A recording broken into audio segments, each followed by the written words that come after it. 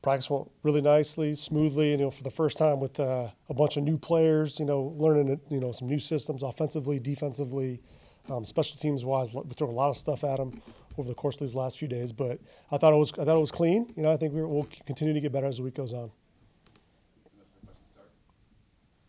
Coach, all of these young men obviously chasing their dreams, but this is a dream opportunity for you as well. What it was like when you first heard that you have this chance to coach this group?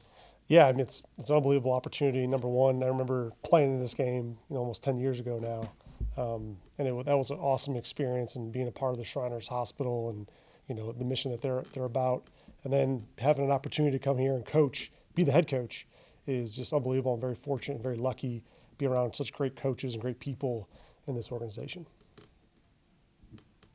What's kind of your plan for day one of practice, something like this? How do you guys get the week started off and with all new players, all new team, and a whole? Yeah, it's really ends up being just a bunch of really good communication, trying to be as clear as we can, give them the systems, give them the schemes, give them the coaching points, and let these guys go out there and play. This is an opportunity for them to interview in front of all 32 teams and really put some good tape out there and have an opportunity to see how they kind of handle some of the NFL terminology. So along those lines, how important is this to the pre-draft process for these players? I think it's really important. I mean, you get to see us kind of go go against some teams that maybe you might have not played throughout the course of your regular season. Then you get an opportunity to have a bunch of interviews at the hotel. There's a big, about 2 or 3 hours set just designated just to meet these players and get an opportunity to talk to them in person. So that's super valuable. A lot of times you get the scouts who are kind of on the road and they're watching practice. They might, bump into a guy here and there, but for the most part, this is an opportunity to really spend a bunch of time with them and really kind of have that first opportunity to get to know these guys. Coach, so there's the evaluation piece, and I imagine it's three-pronged, right? Development, evaluation, and then, of course, as a competitor, you want to win. What's your approach in terms of balancing those things throughout the week? Yeah, I mean, we're a ways away from the game right now. Just really focusing in on getting our guys in the right positions, figuring out what their strengths are. So that we can go out and help them. Put the best foot forward as far as tape wise, and give an opportunity for us to evaluate them. When you're a position coach, you're the guy that brings the energy. You're the guys that are in there, really coaching up the guys individually. And then now taking that step back and being a head coach.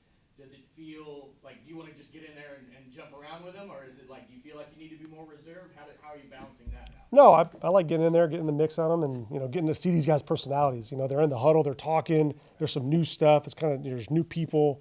The teammates they just probably met just a couple of days ago. So they're kind of feeling each other out, and then on top of that, they're all competing for that same spot and role. So there's a little bit of a mix of that. But I think as the week goes on, they'll get more comfortable with each other, and then be ready to go come game day. With you getting East West Triangle, Yeah. and now being back as a head coach, it's kind of a full circle moment. What did you take from your time as being a player here that helped you elevate to the next level? Yeah, I think spending as much time as you can with these coaches, right? Because you're trying to understand the system they're putting in. You've known your offensive system or defensive system from college, like you've been there 4 or 5 years, so you know that like the back of your hand. Well, now all of a sudden they throw a whole new playbook that's about this thick at you, and now you're trying to learn a whole new language essentially. So it's just about getting with your coaches, getting with your coordinators, and getting really comfortable. I think that's probably the thing I'd stress the most.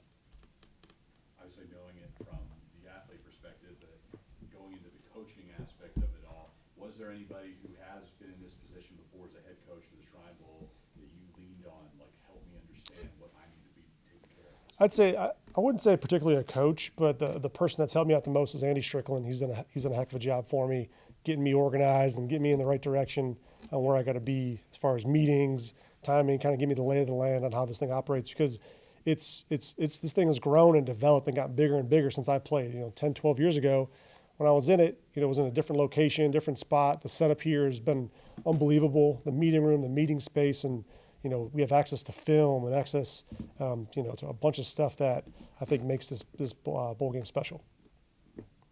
Well, not only the players all meeting themselves for the first time and playing, but you have some coaches you probably, know just kind of tangentially, and now they're all on a staff with you. Like, Yeah. how's it been coaching the coaches and kind of learning how they do things and making that all work? Yeah, first off, our coordinators have done a remarkable job just getting them kind of all tied together and really over communicating what they want to see from their groups. So they've done a great job, and we got a bunch of really smart coaches that have been able to bounce around and all the little meeting rooms.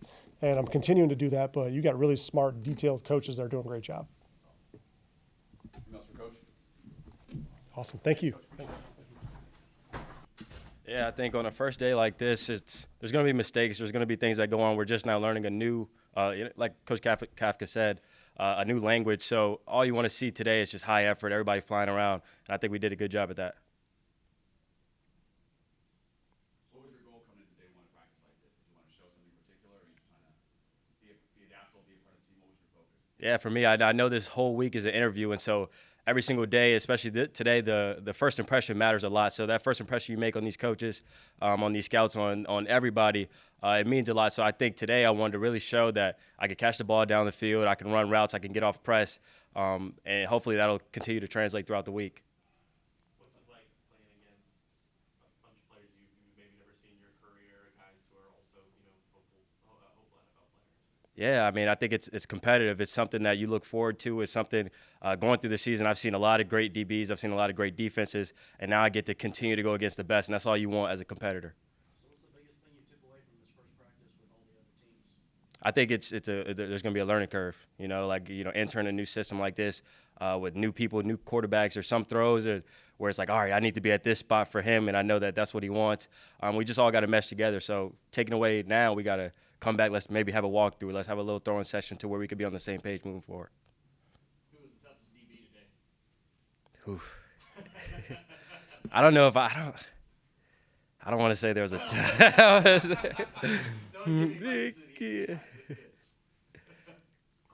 sort of feedback have you gotten so far, and what will you continue to work on for the rest of the week? Yeah, I think when we'll sit down later on today, have meetings, and kind of walk through the film, and I'll be able to get a ton of feedback, take a ton of notes, and kind of learn from there. But right now, he was just applauding us for our effort today and telling us we're gonna have some stuff to clean up, we're gonna have some stuff to learn from. Were there any former teammates that you leaned on who have been through All-Star Game Week that you asked, what's the best way to approach that? Yeah, one of my best friends. He was my roommate at Northwestern. Evan Hull plays for the Colts now. He went to Mobile, but I just asked him about the process. A little bit about interviews. How did he approach the week? What was his mindset and different things like that? Because he's one of the hardest working guys I know. So anything I could take, any nugget I could take from him, is something I want to take it to this week so that I can make the most of it. Talk about that moment that you got the invitation and how special that was, knowing the opportunity that's represented this week. Dude, I was sitting on my couch just wondering, like, man, am I going to get a chance to go to the Senior Bowl or get a chance to play in the East-West Shrine, anything, So I think when that moment came and my agent hit me up and my head coach just texted me and saying, like, you got the Shrine Bowl invite, it was huge. It was something that I looked at, like, as a once-in-a-lifetime opportunity, and I know that it is. So right now it's just, like, that moment, I'm here, it's reality, let's make the most of it. How do you like these facilities at the start? Yeah, you can't beat it. You can't beat it.